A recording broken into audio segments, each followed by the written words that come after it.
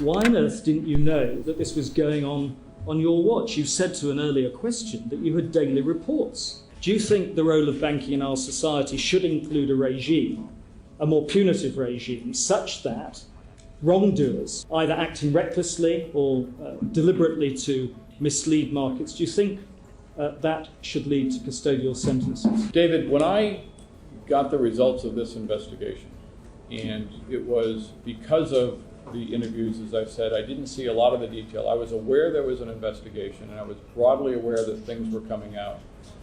When I read the emails from those traders, I got physically ill. It's reprehensible behavior, and if you're asking me, should those actions be dealt with? Absolutely. Money will not liberate man. Technology is the liberator of man. In the last episode, I was touching on the fact of how the spoken word has been harmonized by the invention of the internet. But the internet, the one ring system, wouldn't be complete without the second ring. And the second ring is the internet of money, being able to document inputs and outputs, to timestamp events that have taken place in a immutable, auditable, public, transparent way, to take our teachings and the things that we have learned as a global collective for thousands of years and place them in the digital equivalent of the Akashic records, or the digital equivalent of taking a chisel and ingraining something in granite stone. That technology will liberate humanity. Human creation and our imagination is who we truly are.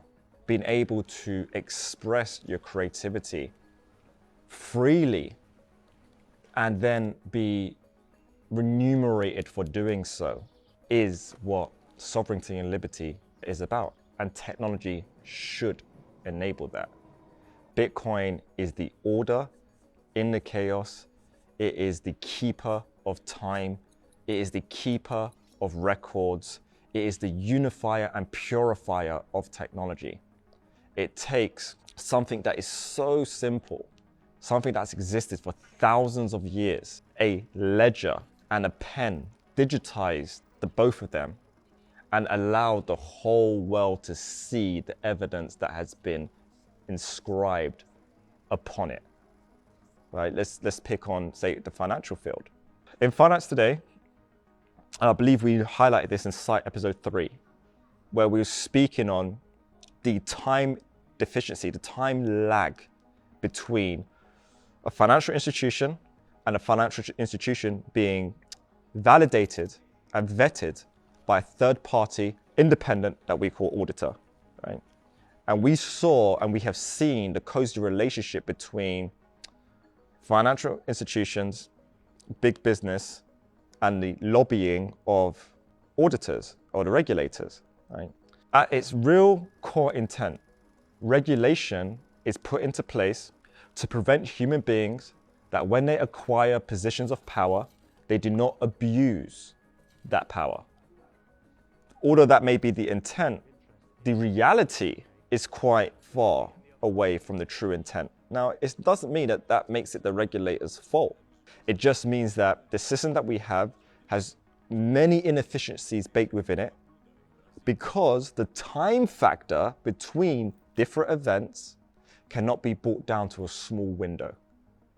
Another legal dilemma for beleaguered Deutsche Bank. The German bank says it's willing to cooperate with US and UK regulators and pay over $600 million in fines for its connections to alleged Russian money laundering. New York's Department of Financial Services said the bank had been aware of a string of red flags dating back to 2011 and had had numerous opportunities to detect, investigate and stop the scheme.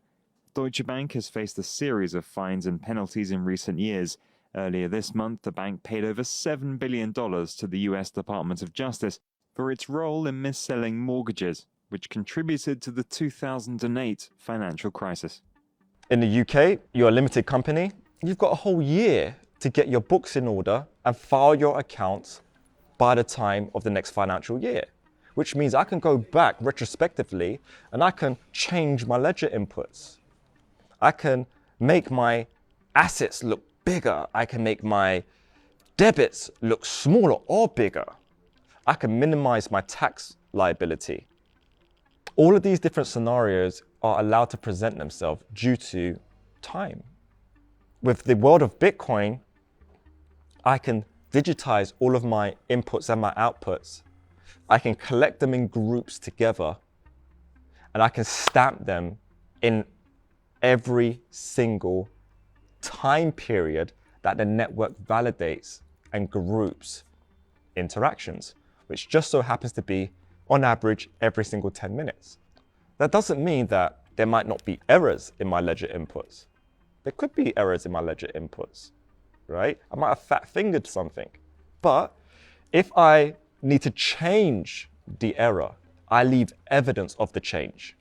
And that is what's important.